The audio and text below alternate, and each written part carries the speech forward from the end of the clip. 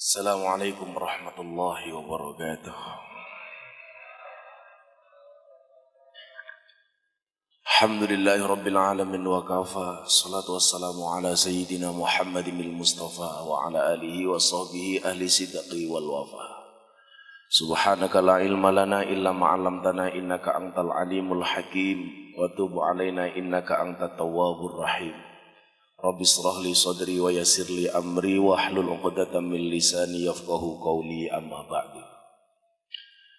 Para hadirin sekalian yang dimuliakan oleh Allah, mohon maaf kiranya atas keterlambatan ini, karena baru habis subuh saya selesai acara, baru tidur jam 5:30, dibangunkan 5:30 saya baru tidur, jam 7 dibangunkan sama istri. Dan ya begitu tiap hari aktivitas saya, karena saya jarang di rumah. Di rumah setiap Sabtu Legi malam Minggu Pahing saja, karena habis ini saya harus berangkat ke Jawa Timur langsung ke Jakarta. Setiap hari seperti itu.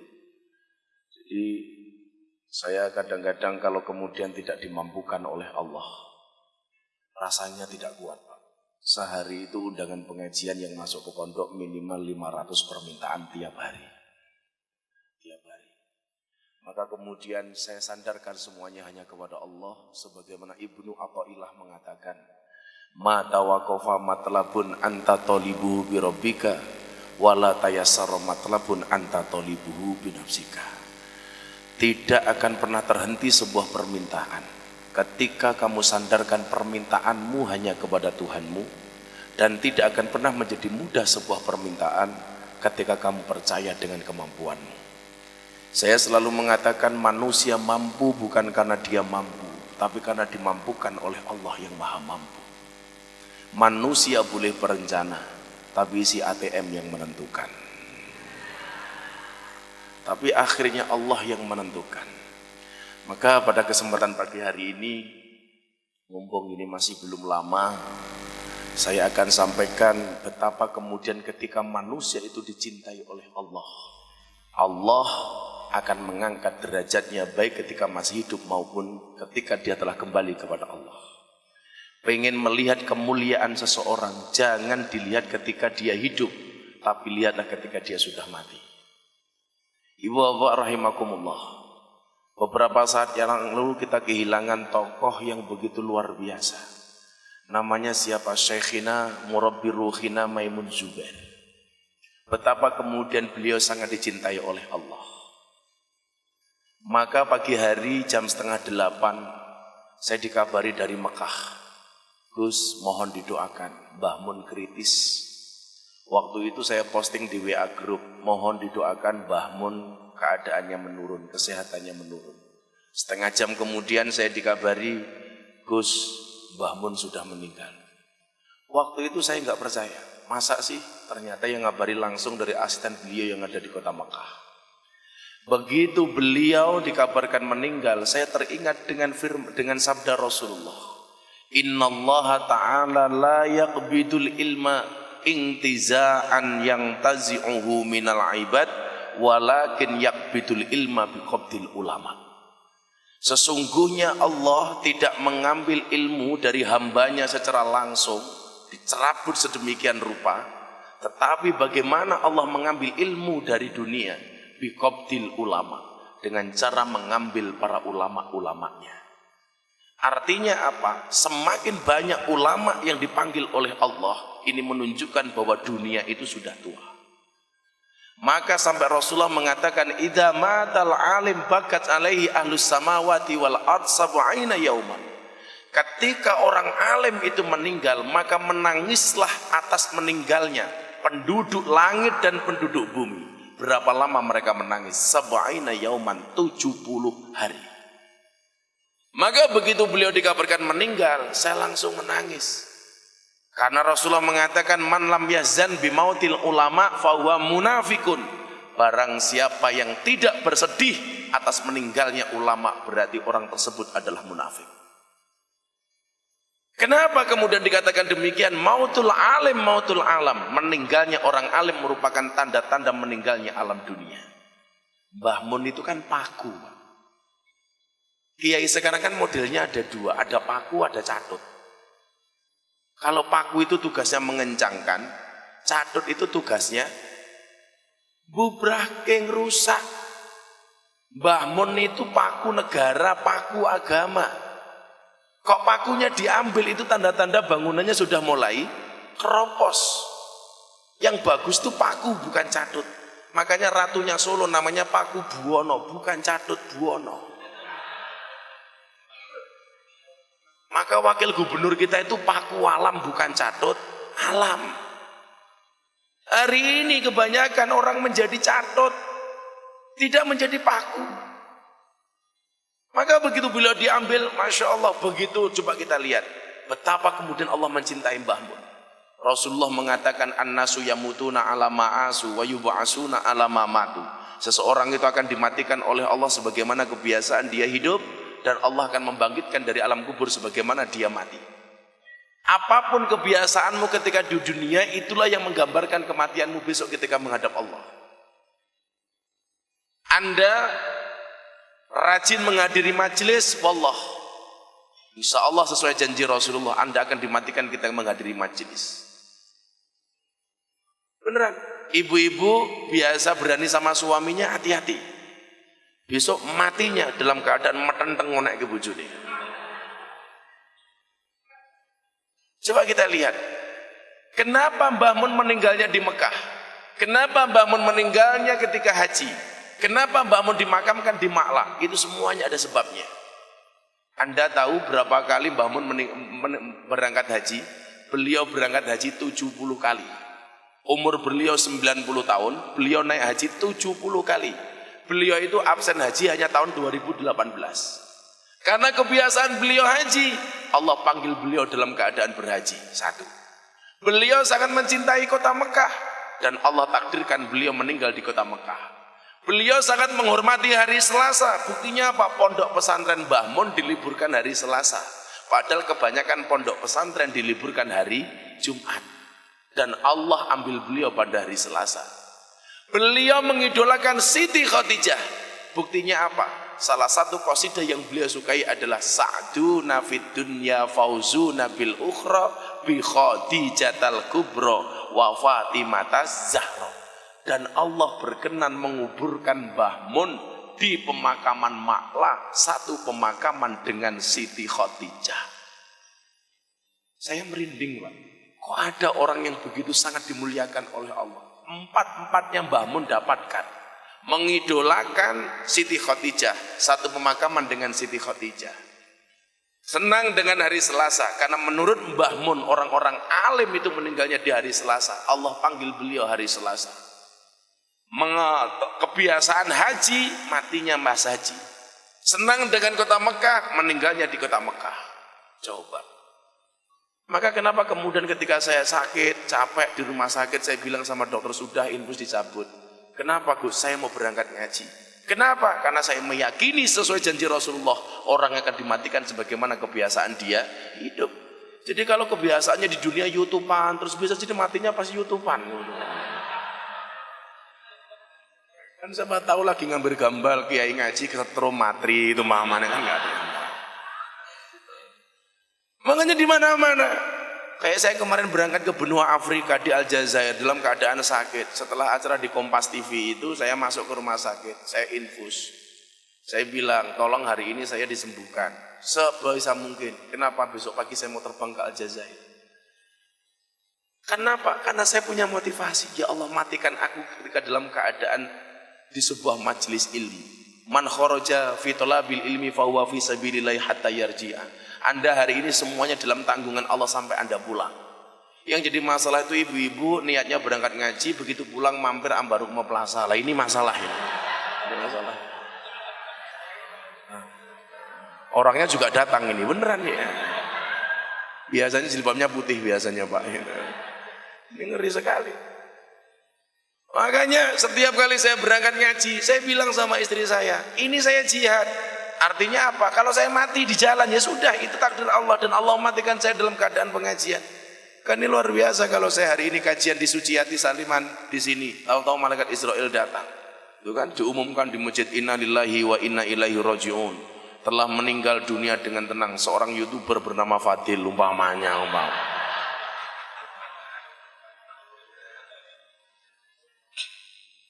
Saya kasih contoh yang lain. Betapa kemudian Rasulullah menepati janjinya orang yang akan dimatikan sebagaimana kebiasaan dia hidup. Anda tahu Ainur Rafiq lil Firdaus. Itu nama bekennya adalah Opik Tomboati. Ibunya Mas Opik itu hafidhul Quran 30 juz. Satu hari beliau bertanya, Gus, apa kalau saya membaca Al-Quran setiap saat menjadi kebiasaan saya, Allah akan mematikan saya dalam keadaan membaca Al-Quran? Saya jawab, iya Bu, betul. Dan Anda tahu, ibunya Mas Opik meninggal ketika membaca Al-Quran. Saya besok 1 Oktober ke Jawa Timur, haulnya Kiai Imam Sayrozi yang banyak di YouTube itu. Haul pengajian setahunnya. Beliau meninggalnya kapan? Pas berangkat pengajian.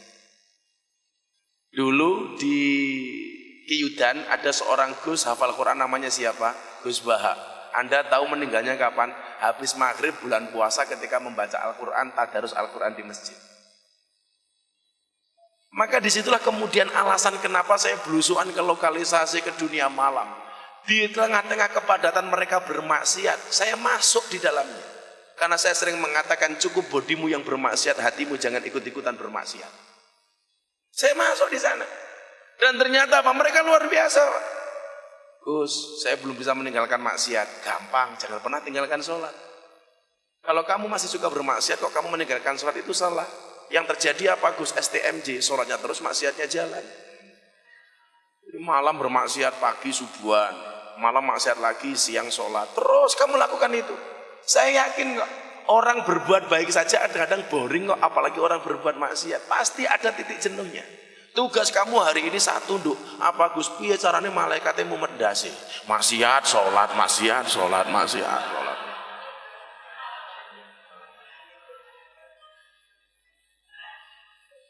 Jadi Allah akan lakukan itu kepada kita. Makanya kemudian apa? Tugas kita itu bagaimana kemudian kita dimatikan dalam keadaan terbaik. Hari ini apa artinya kemudian orang masyhur, orang terkenal, orang banyak harta, orang dimuliakan dan lain sebagainya. Kalau kemudian matinya tidak dimuliakan oleh Allah, kita ini besok akan kelihatan mulia bagaimana kita mati. Bagaimana kemudian tidak Mbah Maimun tidak mulia? Beliau meninggal yang mendoakan tidak hanya umat Islam. Kan luar biasa. Begitu habis duhur di Masjidil Haram disolatkan dalam keadaan musim haji. Berapa ratus ribu orang yang mensolatkan jenazah beliau. Di Rembang, saya waktu itu pengajian di alun-alun Kudus yang hadir 25.000 orang di alun-alun Kudus itu. Di rumahnya Mbah Mun, baru sampai jam 10 malam dari pagi yang sholat ghaib sudah 100 kali. Sekali mensolatkan ribuan orang. Coba, apa ini gak luar biasa? Kalau hari ini kita masyhur, dikenal sama orang, itu belum jaminan kita akan dimatikan oleh Allah dalam keadaan masyhur di alam langit. Kenapa orang-orang seperti ini menjadi orang luar biasa? Allah Subhanahu wa taala berfirman di dalam surat Al-Hujurat, innamal mu'minuna alladzina amanu billahi war rasuli tsumma lam yartabu wa jahadu bi amwalihim wa anfusihim ulaika humus shadiqun. Karena sudah tidak ada jarak dia dengan Allah. Kabeh pasrah karo Gusti Allah. Kalau kita itu kan masih banyak jarak, jaraknya terlalu jauh. Makanya hati kita belum nyambung dengan Allah. Orang-orang kayak Mbah Mun la khaufun alaihim walahum yazanun, sudah tidak punya rasa susah, tidak punya rasa sedih. Kenapa? Karena sandarannya hanya Allah. Kalau kita bersandar kepada pangkat dan jabatan, paling 5 tahun, bupati mentok 10 tahun. Itu pun kalau tidak dipegang sama KPK. Mau bersandar kepada apa? Bersandar kepada harta bisa habis. Seberapa banyak harta yang kamu miliki? Allah banyak menghinakan orang kaya. Contohnya siapa? Qarun.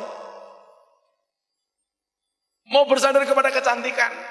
Berapa lama sih orang cantik? Maksimal sampai umur 40 tahun. Setelah itu melorot semua. Makanya kalau pengen menikah awet, jangan menikah dengan orang cantik. Menikahlah dengan orang jelek, insya Allah awet.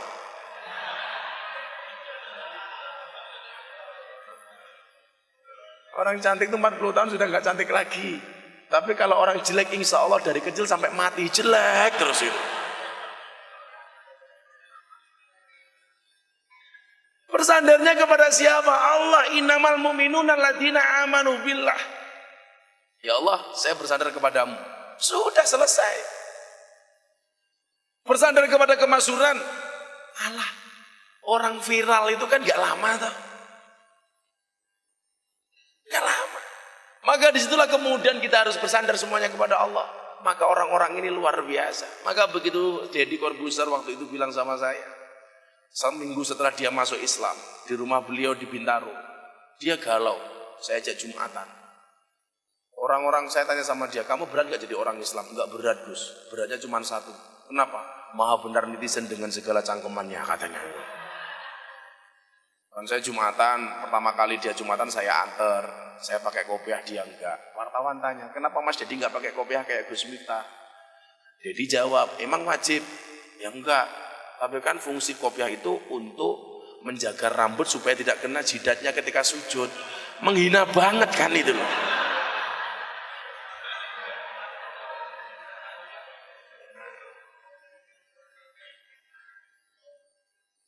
Deddy itu apa-apa bisa, yang nggak bisa cuma satu, jadi bintang iklan sampo, itu saja nggak bisa dia. Waktu itu dia bertanya apa setelah sholat Jumat?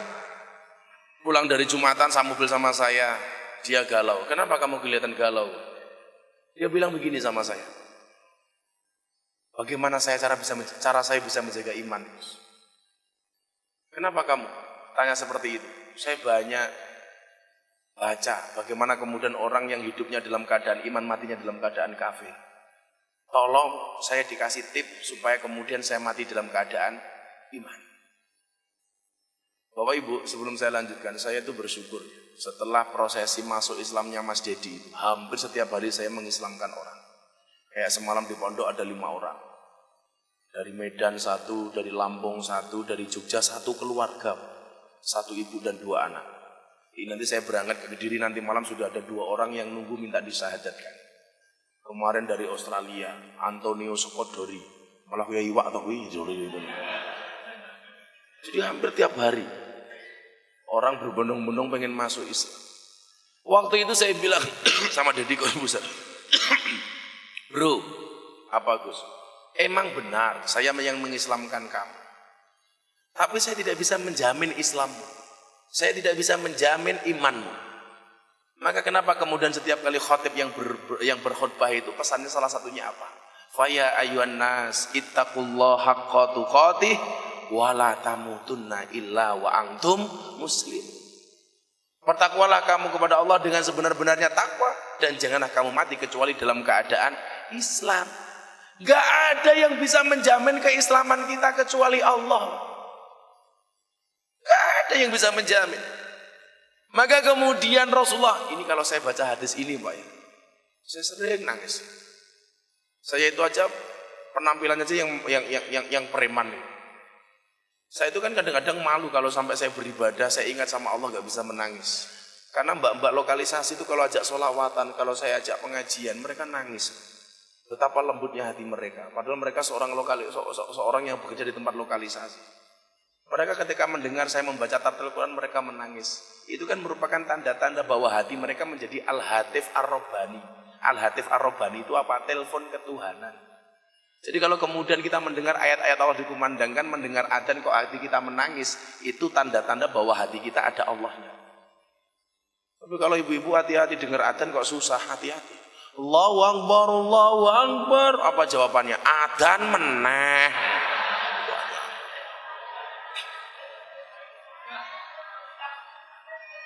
Adzan kok susah. Kita itu senang dengar adzan cuma sekali ya. Adzan maghrib bulan puasa gitu loh. Itu pun bukan karena sholatnya tapi karena bukone ini. Jadi hati kita ini lowong. Rasulullah mengatakan apa? Ini coba ya. Saya berharap kemudian Allah benar-benar mematikan kita dalam keadaan Islam dan iman. Apa kata Rasulullah? Wa inna ahadakum ya'maluna bi'amali ahlil jannah. Dan akan ada di antara kalian yang telah melakukan amalan-amalan penduduk surga. hatta yakun bainahu wa baina illa dhira'un, sehingga jarak dia dengan surga itu tinggal 1 hasta tok. Baunya surga sudah dicium oleh hidungnya, kenikmatan surga sudah dinikmati oleh matanya. Jarak dia dengan surga tinggal 0,5 meter saja. Seamalan menembut masuk surga. Tetapi apa? Fayasbitu alaihil kitab, catatan takdir merubah hidupnya. Fayamaluna bi amali ahli nar, di akhir hidupnya dia melakukan amalan-amalan penduduk neraka. Fayadkhuluha, dan Allah masukkannya ke dalam neraka. Allah, awalnya Pak sudah kelihatan surga. Oh, ini ahli surga, penampilannya ketok, subhanallah. Tapi di akhir hidupnya Allah merubah takdirnya. Dia melakukan amalan-amalan penduduk neraka dan akhirnya Allah masukkannya ke dalam neraka. Anda jangan gaya, saya sudah umroh 20 kali. Sampai di mana-mana saya dipanggil umroh bin Khattab umpamanya. Saya sudah haji sekian kali, belum ada jaminan. Saya sudah berjilbab, gak bisa menjamin. Saya sudah bangun masjid, gak ada yang menjamin. Saya sudah bersedekah, gak ada yang menjamin. Sudah ratusan majelis yang saya hadiri, siapa yang bisa menjamin? Makanya kenapa kemudian saya sering nulis, dari sekian banyak majelis yang saya hadiri, saya tidak pernah tahu mana yang diterima oleh Allah. Itu pula kemudian yang menjadikan saya tidak pernah berputus asa dan tidak pernah berhenti untuk menghadiri majelis. Belum tentu kemudian majelis saya yang dihadiri 20.000 orang, 25.000 orang itu lebih diterima oleh Allah dibandingkan majelis saya yang berada di tengah-tengah lokalisasi di Sarkem. Ketika kemudian mereka menangis, Pak Kiai doakan saya supaya saya segera keluar dari tempat ini. Ya Allah, itu kan luar biasa. Saya langsung ngelus dodo, dodo nih bojoku. Ya Allah.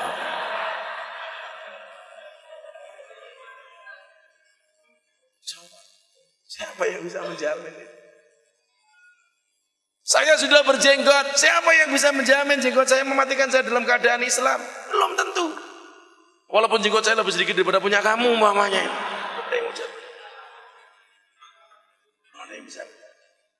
Coba kita lihat cerita-cerita dalam sejarah bagaimana sebenarnya semua itu tidak ada yang bisa menjamin. Anda tahu di zaman Nabi Musa ada ulama terkenal namanya siapa? Bal'am bin Bahura. Bal'am bin Bahura ini semua doanya dikabulkan oleh Allah. Apapun yang dia minta dikasih sama Allah.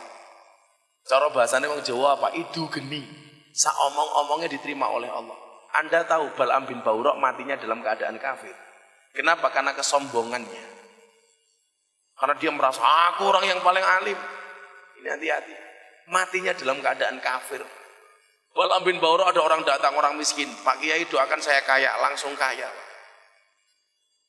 Pak Kiai saya susah, doakan langsung bahagia. Pak Kiai bujuku rameteng, mulih langsung meteng Pak. Sampai begitu tajamnya doanya Bal'am bin Bahura, matinya kafir. Coba. Di zaman Rasulullah ada sahabat Rasulullah namanya siapa? Ubaidillah Al-Jasi. Ini delegasi sunnah, matinya kafir.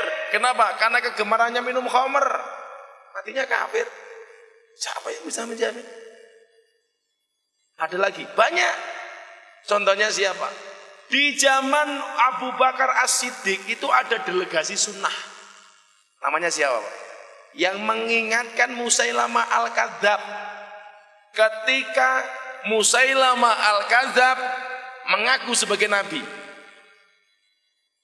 meninggalnya dalam keadaan kafir.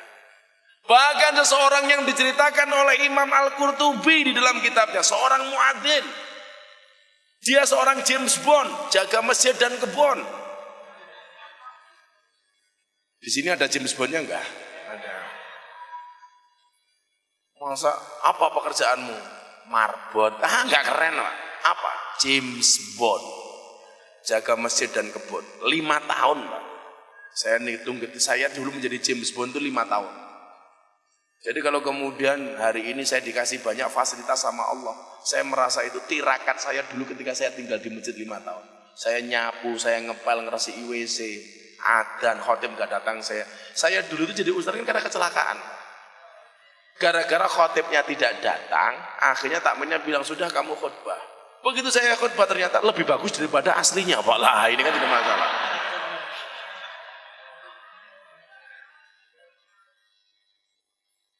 Seorang tukang adzan yang diceritakan oleh Imam Al-Qurtubi 5 waktu dalam sehari dia adzan. Satu ketika dia adzan, orang dulu kan adanya di atas menara. Ada yang mengatakan menara zaman dulu itu merupakan peninggalan orang Majusi. Orang Majusi itu kan menyembah api, apinya ditaruh di atas. Lah begitu mereka masuk Islam, apinya dibuang digunakan untuk tempat adzan. Maka namanya manaro, itu satu kalimat dengan anar, api di atas. Majusi itu kan penyembah api, Pak.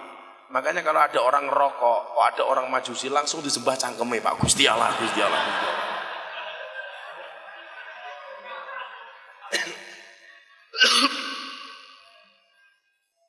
Jadi saya itu dianggap orang NU tapi saya nggak pernah ngerokok. Saya dianggap orang NU tapi saya nggak pernah ngerokok. Karena ada ormas besar di Indonesia itu NU dan Muhammadiyah, bedanya di rokok.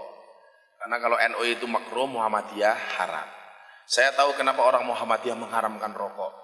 Karena peringatan bahaya merokok dari pemerintah itu hanya ditujukan kepada orang Muhammadiyah. Peringatan pemerintah rokok itu membunuhmu, bukan membunuh nu.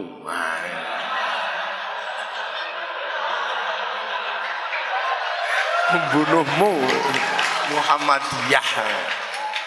Kalau orang NU kan ngerokok, karena nggak ada peringatan. Bahkan orang NU ngerokok saja pakai dalil. Apa dalilnya? Ni'matul udud ba'da dahar gitu.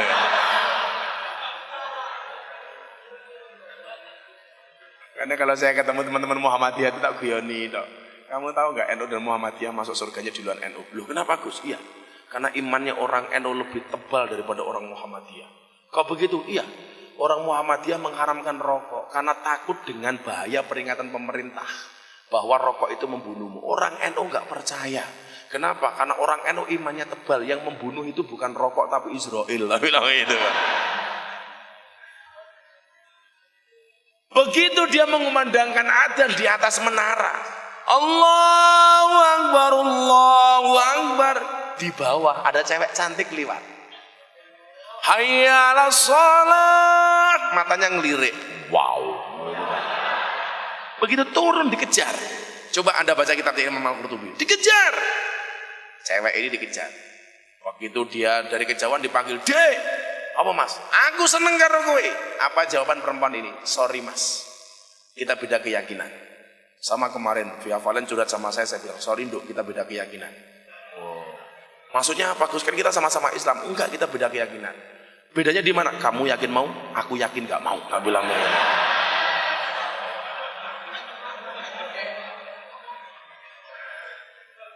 Kita beda keyakinan Mas, kata perempuan ini.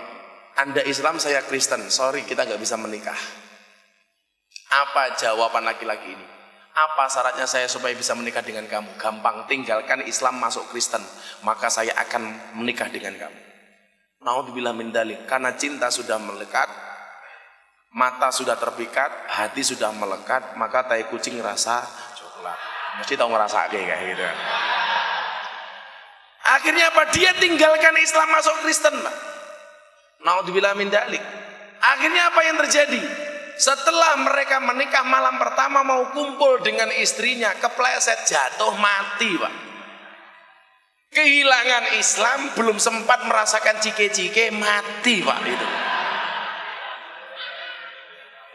Cike-cike itu bahasa Taiwan. Wah. Orang sempat ngerasa kayak keroto.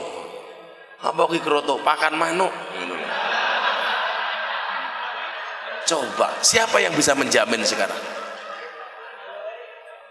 Bisa menjamin imanmu? Gak bisa. Tapi sebaliknya, hadis ini memberikan ancaman peringatan bagi orang yang merasa sok suci. Karena Al-Quran mengatakan fala tuzakku anfusakum, jangan merasa sok suci. Huwa a'lamu bimanitaqo. Tapi sebaliknya hadis ini memberikan semangat kepada orang yang banyak dosa. Apa kata Rasulullah? Wa inna ahadakum ya'maluna bi amali ahli nar. Tapi juga akan ada di antara kalian yang telah melakukan amalan-amalan penduduk neraka. Hatta yakun baina wa baina ila diraun. Sehingga jarak dia dengan neraka itu tinggal 1 hasta tok. Panasnya neraka sudah menyentuh kulitnya. Jarak dia dengan neraka tinggal 1,5 meter. Tinggal 1,5 meter saja. Bentuk siksa neraka matanya sudah menyaksikannya. Tetapi apa kata Rasulullah? Fayasbitu alaihil kitab. catatan takdir merubah hidupnya. Faya'maluna bi amali ahlil jannah. Di akhir hidupnya dia melakukan amalan-amalan penduduk surga. Fayadkhuluha, dan Allah memasukkannya ke dalam surga. Makanya saya itu paling gak suka ya, ada orang berbuat dosa kita hanya bisa mencaci maki tanpa pernah memberikan solusi. Saya selalu mengatakan jangan pernah menghina pendosa seolah-olah kita tidak pernah berbuat dosa. Lebih baik para pendosa yang khawatir dengan dosanya daripada orang yang banyak amalan tetapi sombong dengan amalannya. Pada akhirnya surga itu akan ditempati oleh ahli maksiat yang pada akhirnya bertaubat. Bukan orang yang sok suci namun pada akhirnya tersesat. Itu kalimat-kalimat motivasi yang selalu saya sampaikan kepada anak-anak dunia malam.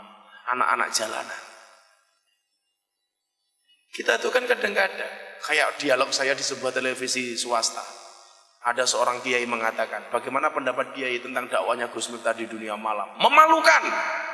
Itu menjual agama. Ya Allah. Kemudian saya ditanya, bagaimana Pak respon Gus Miftah? Gak apa-apa Pak, kalau dianggap memalukan. Lebih memalukan mana ketika kita melihat orang bermaksiat diam tanpa memberikan solusi apapun kepada mereka. Maka kemudian apa yang perlu kita pahami? Alaihissallahu bi'akamil hakimin. Bukankah Allah itu sebaik-baiknya hakim? Kita itu sering menjadi jaksa bagi kesalahan orang lain dan menjadi hakim bagi kesalahan kita. Sering menjadi jaksa bagi kesalahan orang lain dan sering menjadi hakim bagi kesalahan kita. Kalau ada orang salah kita menjadi jaksa, nuntut dan lain sebagainya. Tapi ketika kita salah, seolah-olah kita memaafkan dan bisa memaklumi kesalahan-kesalahan kita. Apa ada contohnya? Orang yang matinya, mohon maaf, orang yang hidupnya dalam keadaan kafir, matinya dalam keadaan beriman, ada Pak. Ada seorang bernama Rojal Unfuah. Dia mendatangi Rasulullah. Rasulullah, I love you full. Apa yang harus saya lakukan? Gampang. Masuk Islam. Oke, syahadat bersama Rasulullah. Asyhadu an la ilaha illallah wa asyhadu anna Muhammadar Rasulullah. Saya bersaksi tidak ada Tuhan kecuali Allah dan saya bersaksi bahwa Muhammad adalah utusan Allah. Apakah saya harus sholat? Enggak. Kenapa? Orang wayai kok sholat?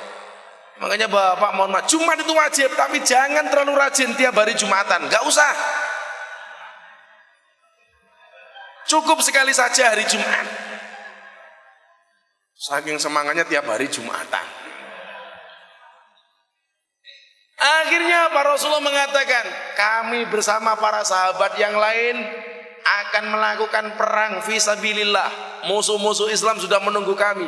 Wahai Rojal Unfuah, bersediakah kamu berperang bersama kami untuk melawan orang-orang kafir? Sami'na wa ata'na ya Rasulullah. Oke, kami berangkat. Begitu perang, dia Rojal Unfuah mati Pak. Para sahabat kemudian berselisih pendapat. Bagaimana dengan Rojal Unfuah? Dia masuk Islam belum 24 jam, kok sudah mati? Apa jawaban Rasulullah? Rojal Unfuah walahul jannah, baginya adalah surga. Masuk Islam belum 24 jam, jidatnya belum sempat sujud, dia belum sempat sholat, tapi Allah menjadikan akhir kehidupannya begitu indah. Ya Allah, apa pengen nunggu ini? Masya Allah. So sweet matamu, so sweet ya Allah.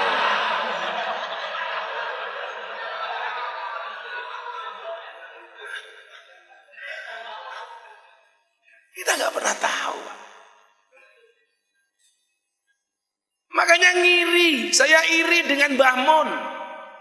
Allah muliakan tidak hanya di dunia, sampai beliau meninggal dimuliakan oleh Allah.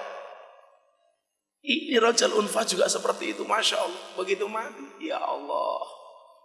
Awalnya bergelimang dengan dosa, tetapi kemudian Allah menjadikan dia orang yang mendapatkan hidayahnya. Maka begitu Deddy Corbuzier masuk Islam, saya bilang, bro doakan saya. Lu gak kebalik, kan lo yang bimbing gua masuk Islam. Enggak. Hari ini begitu kamu bersahadat, orang yang paling suci di antara aku dan kamu adalah kamu. Kenapa? Karena begitu kamu mengatakan, ya, saya bersaksi tidak ada Tuhan kecuali Allah, dan saya bersaksi bahwa Muhammad adalah utusan Allah. Kamu seperti bayi yang baru lahir kembali. Ini kan bayi ajaib, botak.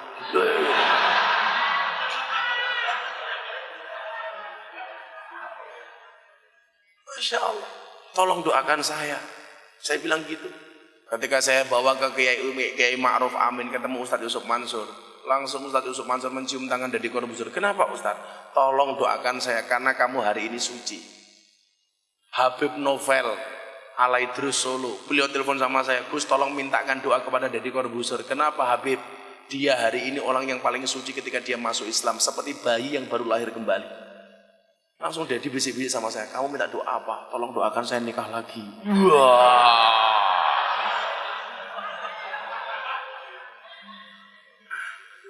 Langsung istri saya, ampas kan. Titen nono, orang tak jatah. Tapi insya Allah istri saya siap untuk dimadu, asalkan saya mau diracun, insya Allah.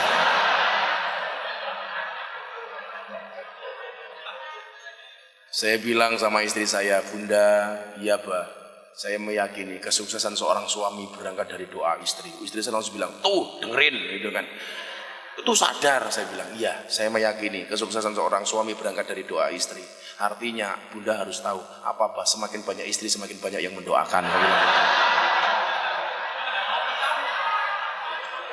Tuh istri saya di atas. Tapi memang saya meyakini perempuan jauh lebih hebat daripada laki-laki, Mas. Bagaimana tidak seorang suami berani menghadapi ribuan ekor lebah demi membawa sebotol madu. Tapi seorang suami tidak berani menghadapi seorang istri untuk membawa seorang madu. Gak berani. Makanya kalau saya ditanya apakah Gus Miftah nikah lagi, nunggu takdir. Kalau memang ada takdirnya, saya tidak bisa menolak takdirnya. Tapi kalau tidak ada takdirnya, insya Allah saya menciptakan takdir saya sendiri. Insyaallah. Sallu ala Nabi Muhammad. Makanya dari kisah-kisah ini kemudian saya pengen kita diingatkan oleh Allah dalam Al-Quran. Qul ya ibadiyalladzina asrafu ala anfusihim la taqnatu mir rahmatillah.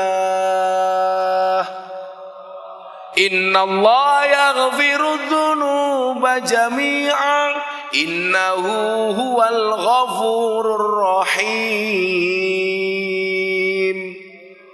Apa kata Allah? Begitu indahnya Allah berfirman dalam surat Az-Zumar.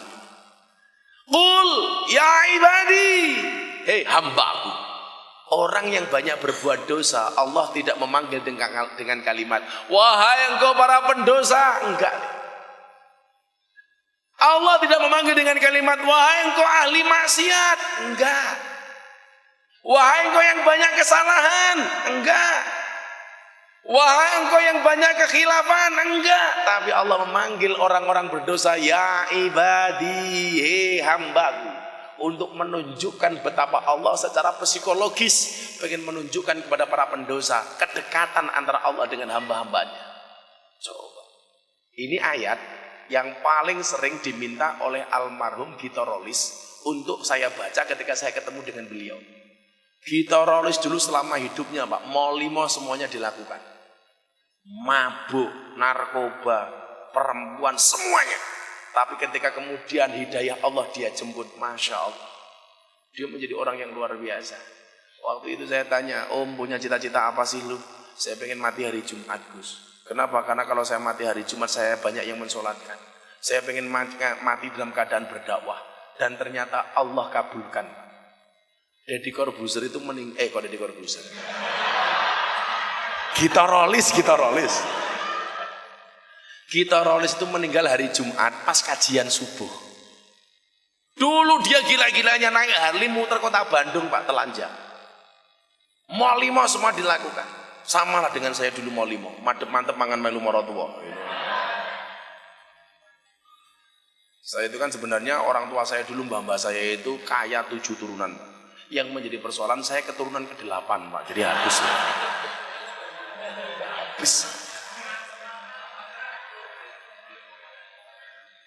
Gito Rolis itu meninggal hari Jumat pas kajian subuh. Iri saya. Dan setiap kali dulu ketemu saya ketika saya masih mahasiswa ketemu sama dia, bro bacain dong apa Qul, oh ya Qul ya ibadiyalladzina. Ini karena apa? Ayat yang sangat memotivasi para pendosa. Maka ketika saya masuk ke lokalisasi, kenapa sih kok mereka menerima saya dengan nyaman Pak? Karena selama ini saya tidak pernah menghakimi mereka. Di lokalisasi itu saya nggak perlu mengatakan zina itu haram, mereka sudah tahu Pak. Ini dosa, mereka sudah tahu Pak. Nggak perlu saya mengatakan itu kepada mereka. Nggak perlu saya ngomong apapun soal itu kepada mereka. Saya nggak perlu ngomong di kafe, mabuk itu haram, mereka sudah tahu. Tahu. Saya hanya masuk ke satu posisi bahwa sebenarnya mereka juga butuh Allah. Tetapi kesempatannya beda dengan kita. Kesempatan jenengan untuk ketemu dengan Allah itu kan banyak. Tadi malam ada pengajian di tempat Gus Miftah, pagi sudah bersama Bu Suciati, nanti siang sudah di mana, kesempatannya ada. Sementara kita itu yang orang-orang yang biasa di masjid kadang-kadang tidak bisa menerima orang-orang yang bermaksiat. Makanya begini, kok tahu-tahu ada mbak-mbak lokalisasi dari Sarkem datang ke pengajian, pasti Anda tidak fokus kepada saya, tapi fokus kepada mbak-mbak lokalisasinya. Seger mbahmu, seger. Moto codot.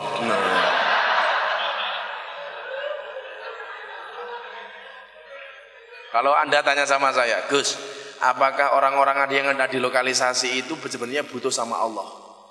Butuh Pak. Saya contoh begini. Yang paling gampang saja, bahwa orang itu orang baik dan orang jelek. Kan saya mengatakan begini, orang jelek dan orang baik itu bedanya tipis. Bedanya apa? Orang jelek pernah berbuat baik dan orang baik pernah berbuat jelek. Samanya ketika saya mengatakan, kenapa kamu ngaji di tempat maksiat? Saya bilang, lebih baik tempat maksiat untuk ngaji daripada tempat ngaji untuk maksiat. Bahasa saya sederhana kok sama mereka. Saya ngaji di lokalisasi Sarkem. Saya diantar sama mbak-mbak Germo. Di dalam ketemu orang yang pengen jajan PTS. Begitu ketemu kiai dengan Germo, yang disalami, yang disungkemi tangannya itu kiainya apa Germonya? Ternyata tetap kiainya Mas. Berarti dia masih bisa membedakan yang hak dan yang batil. Dia masih tahu mana kiai, mana Germo. Loh, ini ilmiah ya, karena saya faktanya seperti itu. Ketemu dengan saya seperti itu, diambungi tangan saya. Loh, kenapa kamu gak ngambungi Germo? Alah Gus, aku ya bedakin di kiai di Germo. Loh, ini serius loh. Saya lagi ngaji kajian di lokalisasi Sarkem itu kan ada balai RW agak besar lah, menampung sekitar 200 sampai 300 sampai halamannya dengan mbak-mbak PSK. Karena setiap kali saya kajian dengan PSK itu yang hadir 200 PSK, 200 preman lah. Preman-preman Jogja itu saya kumpulkan. Begitu saya ngaji belum selesai, ada tamu datang. Lihat saya dari kejauhan, delek Pak. Waduh, konangan Gus Miftah ini. Delek. Itu menunjukkan apa? Bahwa hatinya masih ada kebaikan. Maka ketika Rasulullah ditanya, ya Rasulullah ma huwal ismu? Rasulullah, dosa itu apa sih? Apa jawaban Rasulullah? Al ismu mahaka fi sadrika wa karita ayatoli alaihin nas. Yang namanya dosa itu adalah satu perbuatan yang ketika kamu lakukan hatimu merasa tidak nyaman dan kamu khawatir dilihat oleh orang. Makanya kok ada di antara kalian berangkat ke Kaliurang gonceng cewek, tingak-tinguk konangan apa ora ya ono. Wih, tak takon sing pengalaman kuwi ya. Dia khawatir dilihat sama orang, pasti ketakutan, hatinya pasti tidak nyaman. Makanya kita sering mengatakan, tanyakanlah kepada hati nuranimu. Kenapa bertanya kepada hati? Karena qalbun mukmin baitullah. Hatinya orang mukmin itu adalah rumahnya Allah. Makanya kalau saya ketemu Mbak PSK, Mbak kamu tahu nggak? Apa Gus? Dulu saya itu pernah menghadiri pameran akik di Taman Mini Indonesia Indah. Ada batu akik, di dalamnya ada tulisan Allah. Waktu itu lagu berapa Pak? 3 miliar. Saya bilang sama Mbak PSK, kebayang nggak? Batu akik yang benda mati, di dalamnya ada Allah, harganya 3 miliar. Bagaimana ketika hati manusia di dalamnya ada Allah? Berapa nilainya? Tak terhingga. Maka orang-orang seperti ini dikasih semangat oleh ya ibadi alladzina asrafu ala anfusihim, yang melampaui batas. Ketika Allah memanggil ya ibadi dalam bahasa tafsir, Allah secara psikologis pengen menunjukkan kedekatan dengan orang-orang yang banyak dosa. Masya Allah. Maka saya selalu mengatakan apa? Orang baik punya masa lalu, orang jelek pasti punya masa depan. La taqnatu mir rahmatillah. Janganlah kamu berputus asa dari rahmat Allah. Gak boleh kita berputus asa. Apalagi kok menjadi jaksa bagi kesalahan orang lain. Gak boleh. Dasar anak dunia malam. Gak boleh. Coba. Makanya ketika saya dihujat gara-gara saya bersolawat dengan babak dunia malam, kok kita terlalu suci banget sih ya? Mereka mengatakan sama saya, Gus, kenapa sih orang-orang itu melihat kami dengan pandangan sebelah mata? Lumrah dok, kenapa Gus? Mau matane mung siji. Allah itu ngasih dua kita mata. Satu mata untuk melihat kebaikan orang lain, satu mata untuk melihat keburukan-keburukan kita. Tapi selama ini kita balik, satu mata untuk melihat keburukan orang lain, satu mata untuk melihat kebaikan-kebaikan kita. Jangan berputus asa. La taqnatu min rahmatillah. Nyatanya banyak, saya kajian di Masjid UGM, ada mbak-mbak datang. Kenapa mbak? Terima kasih ya Gus. Loh kenapa? Sebulan yang lalu saya masih pengajian sama Gus Miftah di salah satu kafe di Jogja. Hari ini saya sudah di sini, gara-gara saya ikut pengajian Gus Miftah. Makanya kalau kemudian orang mengatakan, alah pengajiannya Gus Miftah di dunia malam itu mubadir. Kok cangkemmu jadi malaikat ini, apa tuh aku?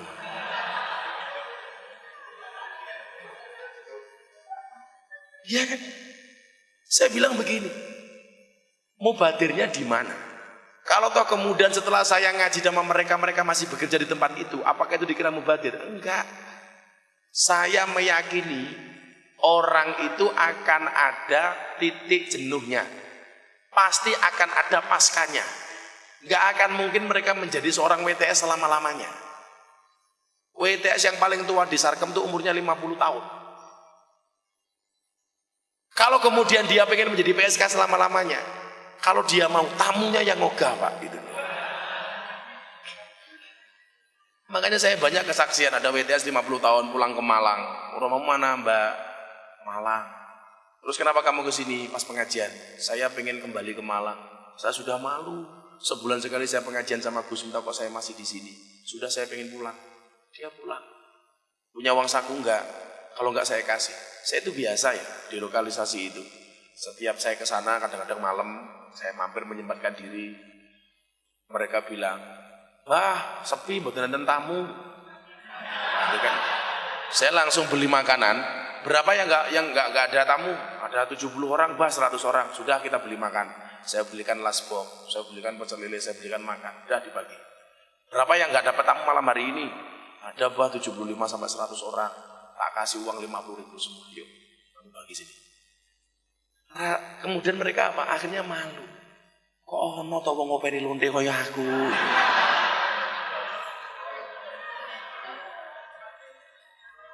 Tak kasih makan, tak kasih uang. Sebulan sekali mereka saya kasih mukena. Ayo siapa yang berdepan mukena? Saya loh, kemarin kan sudah bagi 100. Kan saya pendatang baru, Bah. Walah.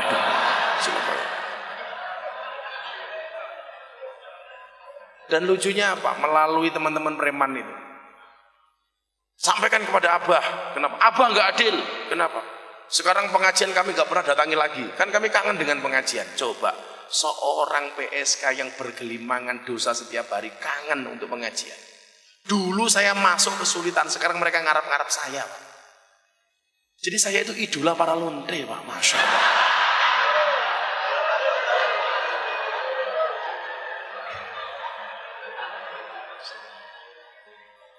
Maka dikatakan la taqnatu min rahmatillah, janganlah kamu berputus asa dari rahmat Allah. Innallaha yaghfiru dzunuba jami'a, karena sesungguhnya Allah akan mengampuni dosa-dosamu semuanya. Yang tidak bisa diampuni kan cuma satu, innallaha la yaghfiru ayyushraka bihi wa yaghfiru ma duna dzalika liman yasha. Dosa apapun diampuni. Tak kasih tahu rahasianya apa ya. Dalam kitab dikatakan begini. Ketika orang itu berbuat dosa, Allah tidak langsung kemudian mencatat perbuatan dosanya. Begitu kita berbuat dosa, malaikat mau nulis. Saya tulis Allah negur malaikat. Malaikat jangan kamu tulis dulu. Kenapa? Tunggu. Barangkali nanti ketika adzan dia mau datang kepadaku. 1, jangan kamu tulis dosanya. Nomor 2, jangan kamu kasih tahu malaikat yang lainnya. Kan nanti dia malu. Dipending, Pak. Coba. Begitu adzan, Allahu Akbar, Allahu Akbar. Mau ditulis, dia nggak datang. Ditulis sama malaikat. Allah datang. Malaikat, ojo dhisik. Jangan kamu tulis dulu. Ditunggu sampai kapan? Besok hari Jumat. Barangkali dia mau datang Jumatan. Begitu Jumatan, ya ma'asyiral muslimin, dia nggak Jumatan, mau ditulis sama malaikat. Nanti dulu bro, sabar. Kenapa? Kenapa? Kan dia haus, minum dulu bro, gitu kan. Oke.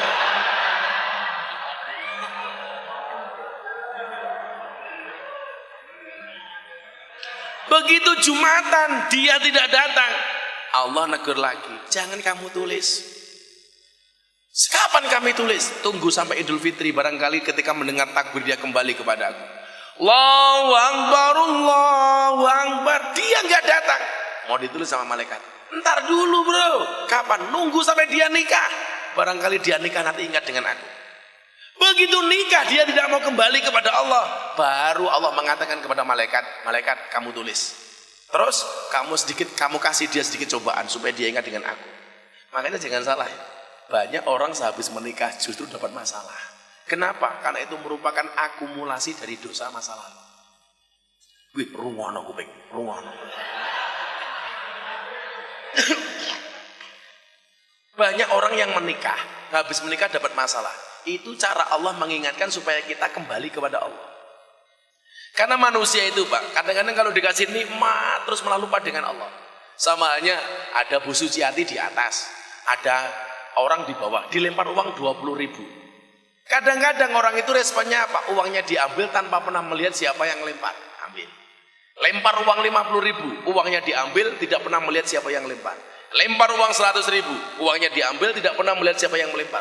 Akhirnya Bu Suciati jengkel, diantem kerikil kena ndase, pluk, baru dia ndangak. Oh, ono sing ngantem toh itu loh. Kita itu kalau dikasih nikmat sama Allah malah lupa siapa yang kasih nikmat. Tapi begitu kemudian kita dikasih masalah sama Allah, baru kemudian ya Allah, aku lo salah. Begitu masih punya uang banyak, gawayane ra umum. Wis omongane dhuwur sampai cangkeme kesampluk pesawat. Begitu kemudian habis-habisan hartanya habis baru ya Allah, kula salah, baru kelingan. Innallaha yaghfiru dzunuba jami'a. Kenapa kemudian dia Allah mau mengampuni? Innahu huwal ghafurur rahim. Karena Allah itu Maha Pengampun lagi Maha Penyayang. Maka mudah-mudahan Allah Subhanahu wa taala mengistiqomahkan kita untuk dekat dengan segala kebaikan, dengan semua majelis ilmu, dengan semua majelis taklim. Kalau kemudian kita belum bisa menjadi orang soleh, senanglah berkumpul dengan orang-orang yang soleh. Kalau kemudian kita tidak bisa menjadi orang yang alim, senanglah kumpul dengan orang-orang yang alim. Karena Rasulullah mengatakan yuhsyarul mar'u ma'aman ahabba. Seseorang itu akan dikumpulkan oleh Allah di padang mahsyar sesuai dengan orang-orang yang dicintainya. Anda mencintai Rasulullah, wallah, besok di padang mahsyar Anda akan dikumpulkan bersama Rasulullah. Amin. Anda mencintai para kiai, insya Allah Anda akan dimatikan dan dikumpulkan di padang mahsyar bersama para kiai. Amin. Tapi kalau di dunia Anda hanya mencintai artis dangdut, hati-hati ibu-ibu. Kalau Anda cuma cinta dengan trio macan dan ayu ting ting, waspadalah, Anda akan mendapatkan alamat palsu. Paling palsu buane iwak peyek. Na'udzubillahi min dzalik. Mudah-mudahan semuanya kita dimatikan oleh Allah dalam keadaan Islam. Al-Fatihah.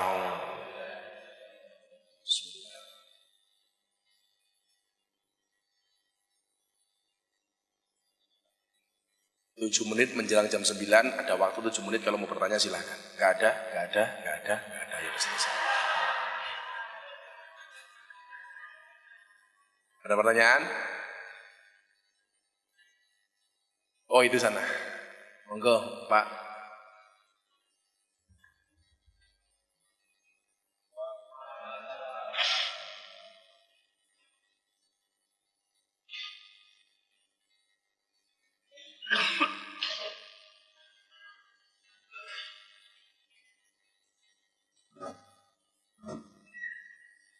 Terima kasih, Gus Mithab yang saya hormati. Saya mau menyampaikan pertanyaan yang tadi sudah disampaikan kajiannya oleh Gus Mithab, yaitu mengenai misalnya orang yang melakukan kehidupan di dalam kehidupannya itu selalu melaksanakan kegiatan yang banyak dosanya, tapi di akhir hayatnya dia melakukan perbuatan-perbuatan baik kemudian masuk ke surga tadi dan sebaliknya tadi. Apakah itu dosa-dosanya juga diperhitungkan dan juga tetap dia nanti mendapatkan siksa di neraka, dan sebaliknya juga demikian dengan yang masuk surga tetapi juga berbuat jelek, itu nanti juga akan mendapatkan imbalan juga balasan di neraka. Demikian. Terima kasih. Assalamualaikum warahmatullahi wabarakatuh. Waalaikumsalam. Faman ya'mal misqala dzarratin khairan yarah wa may ya'mal misqala dzarratin syarran yarah. Itu jawabannya, selesai.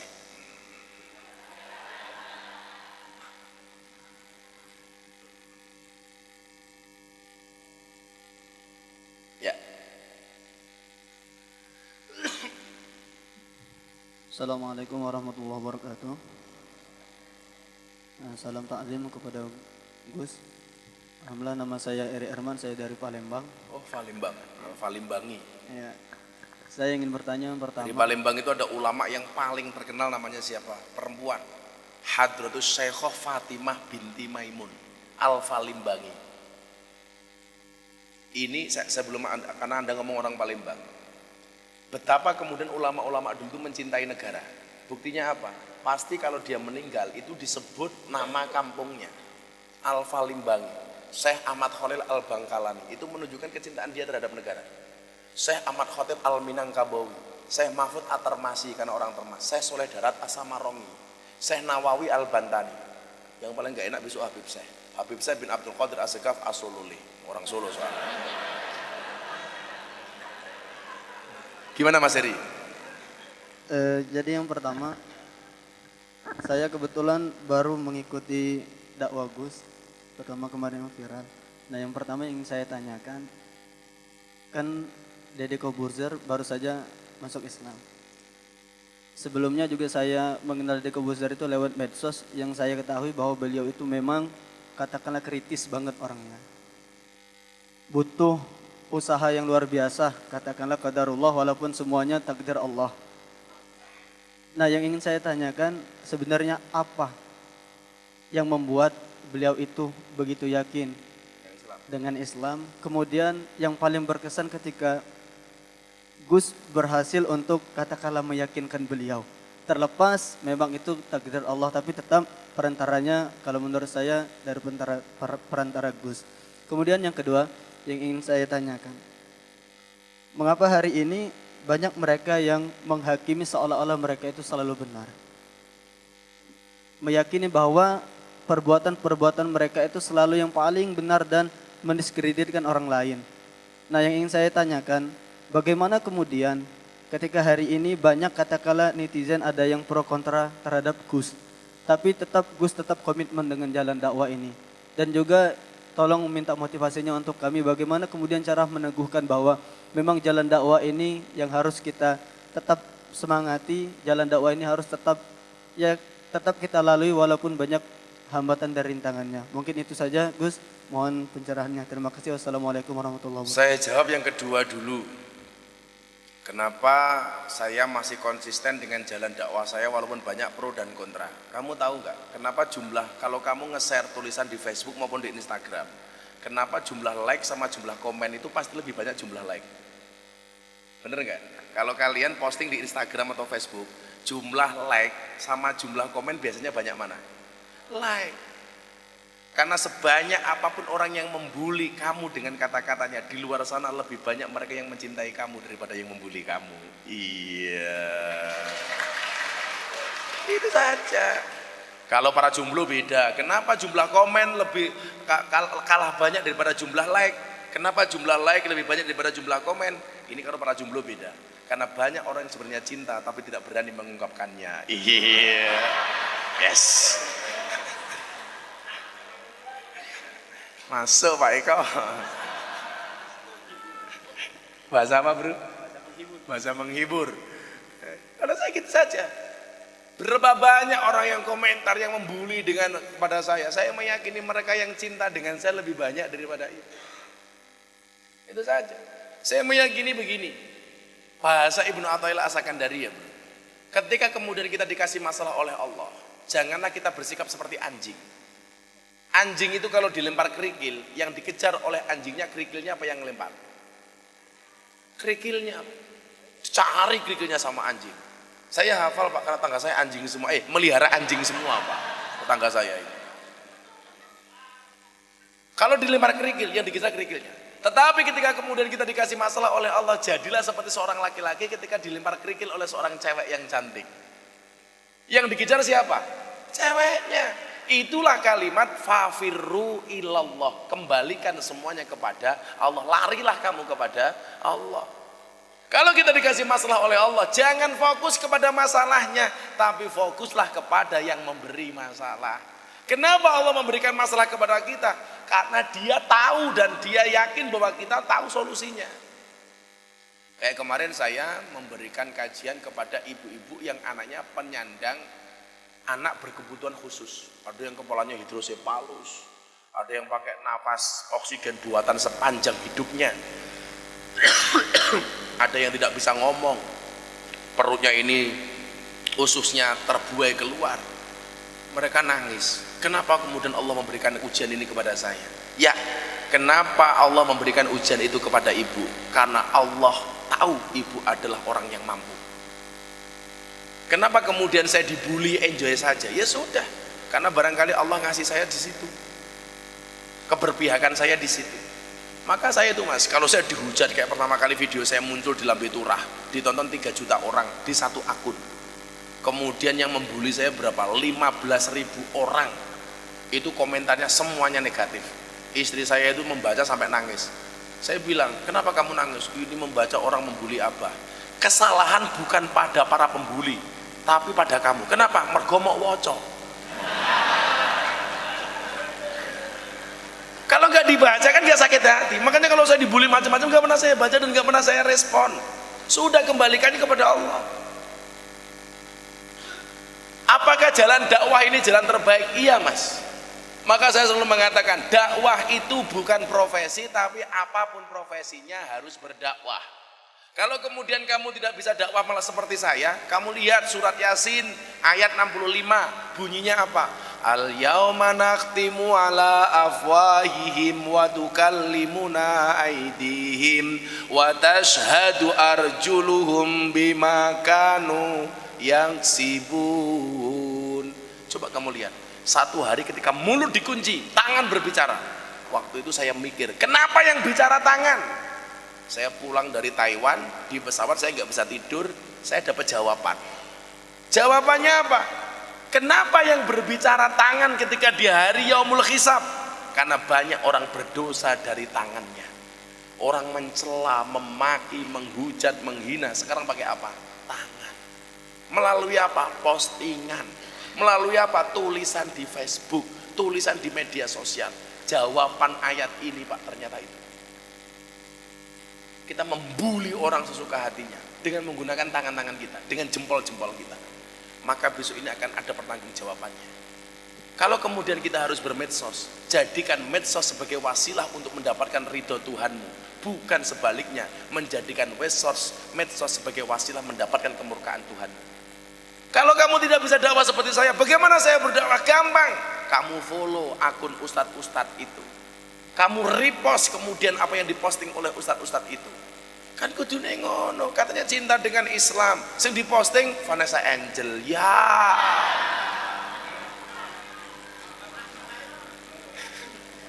yang di follow Vanessa Angel, harap itu apa gitu.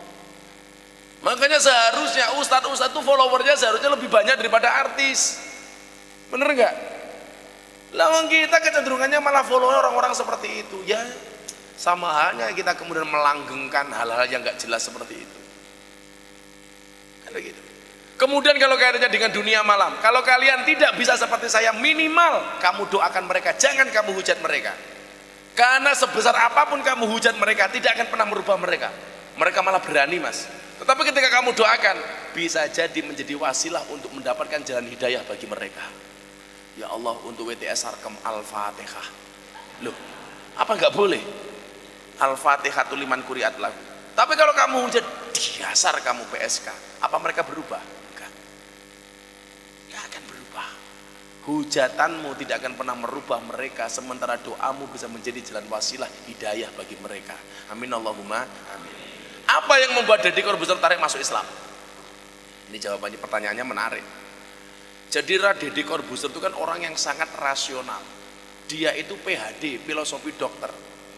Dia itu menjadi the best magician di Amerika Serikat tahun 2012. Deddy Corbuzier itu orang yang sangat cerdas. Sampai cerdasnya dia rambut tidak berani tumbuh di kepalanya. Makanya kemudian apa? Ketika saya berbicara dengan Deddy Corbuzier, saya harus upgrade, Mas. Kalau saya berbicara dengan bapak di lokalisasi, bahasa saya downgrade, menyesuaikan mereka. Khotibunas biqadri ukulihim. Tapi kalau saya berbicara dengan Deddy, saya upgrade. Contoh begini.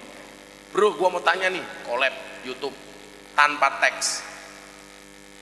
Menurut saya, perintah agama itu banyak yang gak rasional. Saya kaget. Maksud lu apa? Coba, contohnya Nabi Ibrahim diperintah menyembelih anaknya Ismail.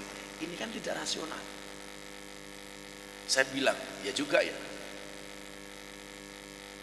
Nabi Ibrahim dibakar Namrud tidak mempan.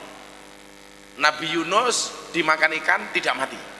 Nabi Musa bisa membelah lautan menjadi jalan. Ini kan tidak rasional. Nabi siapa? Nabi Isa berjalan di atas air. Kalau itu sulapan, saya bisa katanya. Wah, kurang ajar ya aku. Dan saya buktikan Deddy Corbuzier itu bisa berjalan di atas air dengan trik dia. Cuman dia belum ngaku triknya bagaimana. Saya bisa kalau cuma kayak gitu, itu sulapan Nabi Isa itu dia bilang. Karena begitu cerdasnya otak dia. Dia baca Al-Quran sebelum dia masuk Islam. Coba. Akhirnya jawaban saya apa? Coba lo jawab katanya. Modar iki, larasan jawab isin ya aku. Marwahku sebagai ustadz, aduh bahaya ya. Akhirnya jawaban saya apa? Spontan saya jawab, bro, kenapa banyak perintah Allah dalam beragama itu banyak yang tidak rasional? Jawaban saya apa? Ya, karena kalau semua perintah Allah itu rasional, berarti tidak ada bedanya agama dengan ilmu pengetahuan. Kamu nggak butuh beragama, cukup kuliah saja. Langsung dia bilang, this is so amazing for me. Utak murah nyanda, utak murah nyanda.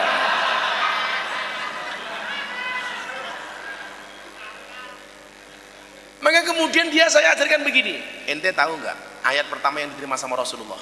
Apa? Iqra bismi rabbik. Iqra itu dimensi akal, bismi rabbik itu dimensi hati. Orang belajar agama, akal yang mengikuti hati atau hati yang mengikuti akal? Yang benar apa Pak? Akal yang mengikuti hati, bukan hati yang mengikuti akal. Kalau hati mengikuti akal, kita nggak percaya dengan Isra Mi'raj, kita nggak percaya dengan peristiwanya Nabi Musa, kita nggak percaya dengan peristiwanya Nabi Yunus. Tapi belajar agama itu bro, akal yang mengikuti hati. Dia saya tanya waktu itu, karena dia kan sebenarnya bermain logika ya. Orang-orang yang bermain itu kan pakai logika. Saya tanya apa sama dia, Mas? Kamu tahu nggak, cinta itu dari mata turun ke hati atau dari hati turun ke naik ke mata? Dia jawab dari mata turun ke hati. Itulah goblok kamu. Saya bilang waktu itu, loh kenapa begitu? Iya, kalau cinta itu dari mata turun ke hati, berarti seumur hidup kamu tidak akan pernah mencintai Allah. Kenapa? Karena matamu tidak pernah melihat Allah. Kalau cinta itu dari mata turun ke hati, berarti kamu tidak akan pernah cinta dengan Rasulullah. Kenapa? Karena matamu tidak pernah melihat Rasulullah. Kalau cinta itu dari mata turun ke hati, berarti orang buta itu tidak akan pernah menikmati indahnya cinta. Kenapa? Karena orang buta matanya tidak pernah melihat. Nyatanya oke, wong buta ya bojone meteng, cinta. Karena cinta itu dari hati naik ke mata. Kalau hatinya sudah cinta, seburuk apapun pasangannya tetap dia cinta. Akhirnya dia mikir, iya juga ya. Dan peristiwa yang sangat dia ingat, kenapa kemudian dia masuk Islam, gara-gara bulan Ramadan kemarin, saya sebelum datang ke studio, saya mampir restoran, saya beli makanan. Bulan puasa, saya bawakan dia makanan enak-enak, begitu mau syuting, lo makan dulu. Langsung dia bilang, lu gila, kenapa? Banyak orang di luar sana puasa minta dihormati, lu malah bawain gua makan. Saya bilang, kan kamu nggak puasa, kamu orang Katolik. Saya tidak sepakat dengan bahasa hormatilah orang berpuasa, sementara bahasa ini keluar dari mulut orang berpuasa. Kalau ada bahasa hormatilah orang yang berpuasa, seharusnya kalimat ini keluar dari mulut mereka orang yang tidak puasa. Kalau bahasa ini keluar dari mulutnya orang berpuasa, berarti kita puasa hanya minta untuk dihormati tok, dapatnya penghormatan tok. Padahal kata Allah apa? As-saumu li wa ana ajza'u bih. Puasa itu adalah untukku dan aku yang akan membalasnya. Makanya kalau ada orang Islam gawe sepanduk, hormatilah orang berpuasa, cangkemmu bro. Yang nulis ini seharusnya siapa? Mereka yang tidak puasa. Maka kemudian dia mengatakan apa? Kok pandangan kamu terhadap agama indah ya? Maka seminggu sebelum dia masuk Islam, dia telepon saya jam 1 malam, bro, I will to be Muslim, katanya. Saya pengen jadi orang Islam. Tolong saya dibimbing. Saya jawab, jangan bro. Loh, dia bilang, kenapa saya nggak boleh masuk Islam? Karena jadi orang Islam itu berat, Ferguson. Berat, tak bilang. Cukup aku saja, kamu nggak akan kuat. Gitu. Dia malah bilang apa? Please lah aku dibimbing.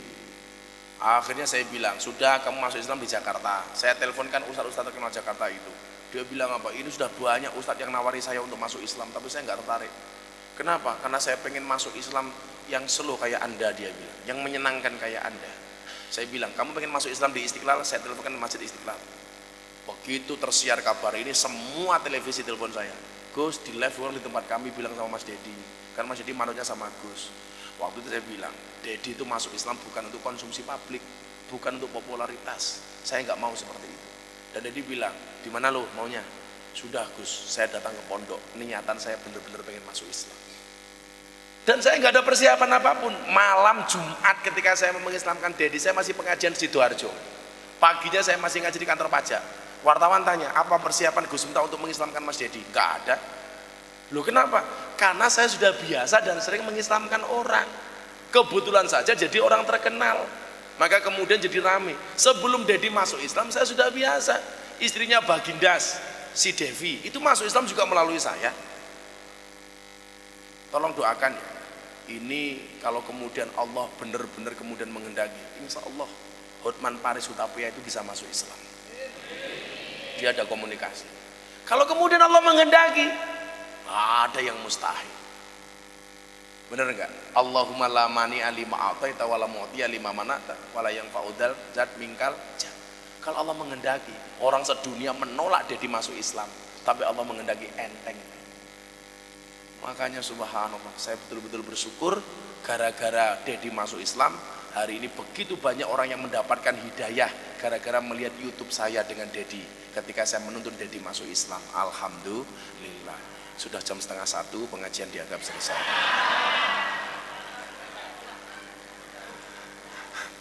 Kita akhiri dengan doa kafaratul majlis. Bismillahirrahmanirrahim. Subhanakallahumma wa bihamdika asyhadu an la ilaha illa anta astaghfiruka wa atubu ilaik. Walhamdulillahi rabbil alamin. Wallahul muwaffiq ila aqwamit thoriq wal afu minkum. Assalamualaikum warahmatullahi wabarakatuh.